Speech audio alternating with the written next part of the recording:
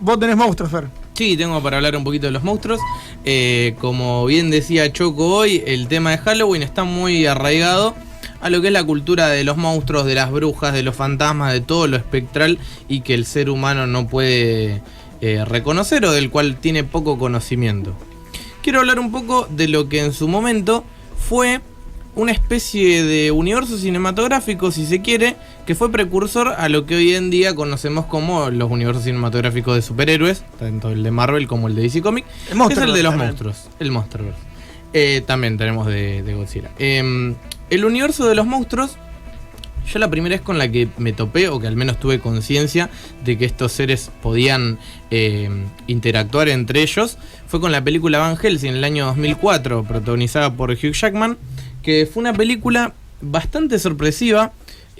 Una peli que, a ver, entendamos que sale en el 2004, yo todavía tenía 8 años, y si bien obviamente no es una película que da miedo, hubo algunos aspectos de la misma que me daban cositas. No era un miedo tal cual, pero era como, guarda con esto, ¿no?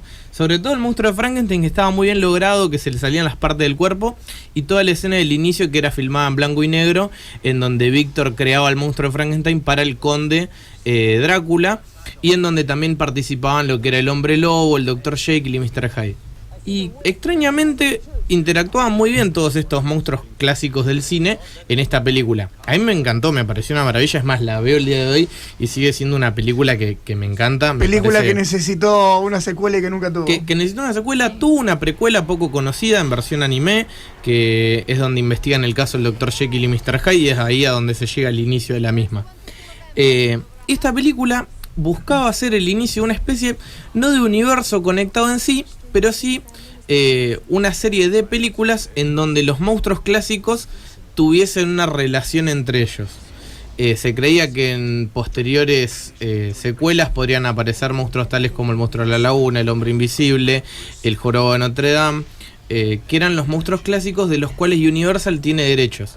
Y acá es porque para mí coexistían también estos monstruos, porque en realidad todos vienen de la idea de Universal. En los inicios, en los albores del cine comercial, buscaron comercializar el cine de monstruos en general y poder darles una impronta propia, y que cuando uno viese esas películas supiera que pertenecía a este universo de alguna forma de monstruos de películas de Universal, los famosos monstruos de Universal. Esto comenzó en 1925, estamos hablando hace casi 100 años atrás, en el cine a blanco y negro, en donde encontrábamos ya cosas que no eran monstruos tal cual. ¿Y por qué inició hace tantos años? En 1922, Pipi anda cortándome Van Helsing.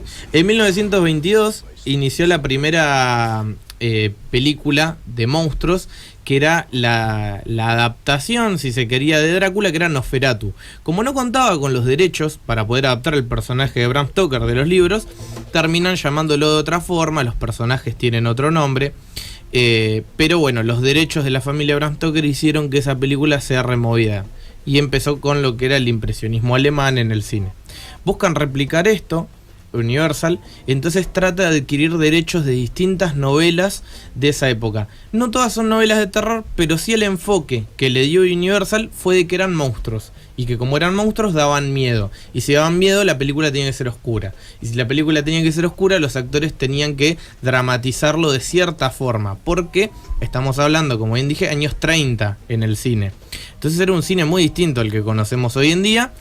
Y inicia en 1925 con lo que es El fantasma de la ópera, una película basada en la obra de Gaston Leroux, que tiene éxito moderado en ese momento, le va bastante bien, pero donde la pega verdaderamente Universal es en 1931, cuando saca 2 películas al unísono.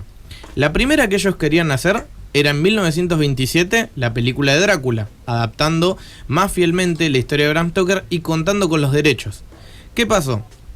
Para contar con los derechos tuvieron que comprárselos a una compañía de teatro que los estaba trabajando con un actor poco conocido en ese momento, que era Bela Lugosi. Bela Lugosi era quien interpretaba al conde en esta obra de teatro de 1927, y cuando llega Universal a comprar esto, busca tener un buen actor, pero al no tener tanto dinero para poder pagarlo, porque pensemos que después agarró la crisis del 29, cuando se puede realizar la película dicen, bueno, hagámoslo con los actores mismos de la obra de teatro. Y empieza esto también de la teatralidad, trasladarla al cine. La teatralidad que se traslada del ese Conde Drácula de Bela Lugosi es el que llega a hoy en día, el que uno recuerda, el corte clásico. Pipi, si querés ir pasando las imágenes de fondo como para ir acompañando. Ese Drácula era bien esa clásico. Versión bien estilizada. Bien estilizada, con un corte de pelo que uno reconoce a simple vista, con la capa, con el traje. Bien teatral, es decir, es un monstruo que uno puede reconocer a simple vista, que puede funcionar años después como disfraz de Halloween. Es un monstruo estético. Es un monstruo estético. Que sienta bien a la vista. Exactamente. Bueno, continúan con esto de Drácula, les va muy bien a la película y el mismo año sacan una película de Frankenstein. Le ofrecen el papel del monstruo a Bela Lugosi, pero Bela Lugosi se niega porque dice que no iba a ser reconocido en el papel de Frankenstein debido a la cantidad de maquillaje que requería. Entonces llaman a Boris Karloff, quien se vuelve algo así como decir el Schwarzenegger y el Stallone de esa época, pero del cine de monstruos. Imaginemos que para esa época esto era como decir, voy a Rápido y Furioso al cine. Sí. Era la peli pochoclera. Boris Karloff interpreta a Frankenstein de una manera magistral que, bueno, recuerda hasta el día de la fecha, pero hay un dato muy interesante, que este Frankenstein, como bien pasó con Drácula, es la imagen que nos llega hasta hoy en día. El Frankenstein verde, con los tornillos a los costados del cuello, con la cicatriz famosa en la parte de la frente, en donde supuestamente estaba la tapa del cerebro.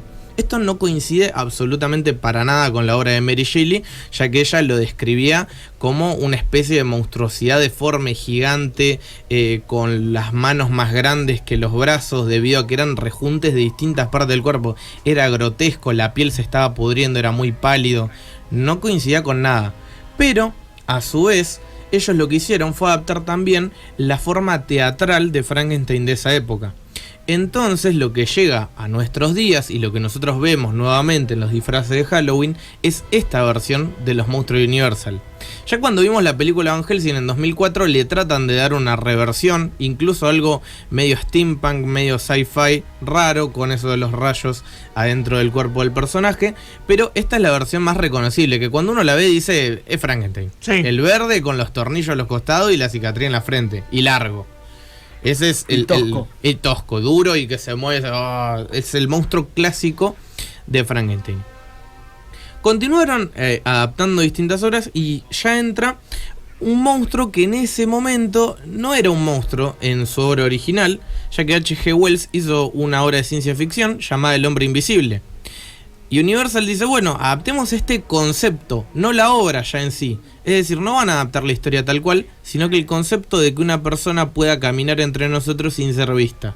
Y esto generaba miedo, es decir, alguien puede estar ahí en todo momento. Sin ser la idea del fantasma, es decir, no es que algún espíritu está dando vueltas, sino una persona con intenciones reales puede estar entre nosotros y puede hacer lo que le plazca. Eso es lo que genera miedo, si se quiere, en esa época, y se lo aborda de esta forma de el monstruo, ¿no?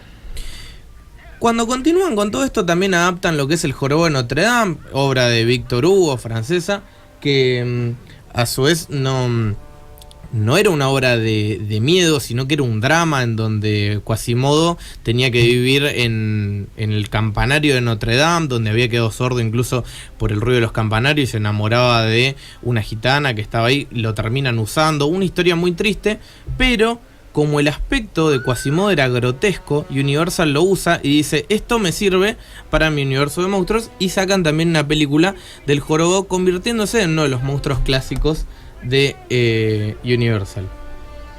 Ya para los años 40 empieza a decaer un poco lo que sería la gran ola del cine de monstruos, porque sacaban una película por año, estaban al palo.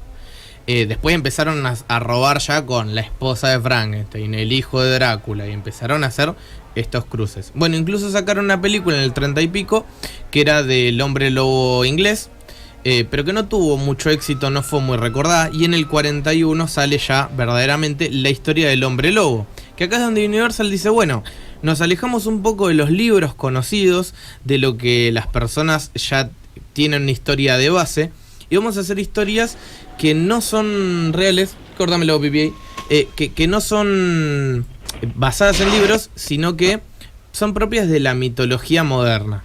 y de la mitología antigua, pero estos mitos, relatos que se empiezan a hablar en la época. Ahí surge la película El Hombre Lobo, que incluso el remake del 2010 fue bastante similar en cuanto a tratar de adaptar esa misma historia que hizo Universal en el 41. Si bien en la otra era el hijo tratando de ayudar a su padre a arreglar un telescopio y después se descubre que cuando se proyectaba la luz de la luna los convertía en el Hombre Lobo, se mantiene esta relación de padre e hijo para la película de Benicio del Toro del 2010.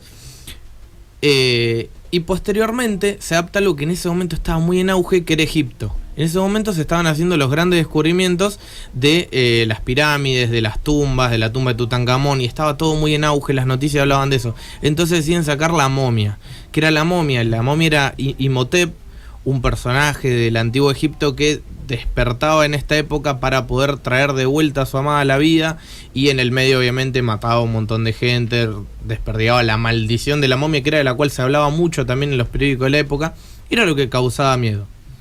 Y ya después este cine empieza, bueno, en el 41 tiene también el primer crossover, que es Frankenstein contra el Hombre Lobo, y es donde se consolida esto de el universo de monstruos, en donde pueden coexistir, porque uno los veía y estéticamente eran muy similares, y es algo que pasa con Marvel hoy en día, que repite esta lógica de películas de monstruos de Universal. Universal lo que hizo en esa época fue que las películas en realidad no estaban a cargo ni de directores ni de actores, las películas estaban a cargo de una productora. Universal decía, hoy se hace la película de Frankenstein, la va a actuar Boris Karloff y la va a dirigir tal, punto. Y la historia es esta, A la mierda. filmala. A la mierda. Filmala, nada más. ¿Qué es lo que hace Marvel hoy en día? Películas por encargo. Es decir, dice, mira, papi, el universo Marvel ya está construido, o vos me tenés que hacer esta película. Pasó, por ejemplo, en lo que fue Doctor Strange Into the Multiverse of Madness, que la firma de Sam Raimi no se llega a ver porque fue una peli por encargo y se notó mucho.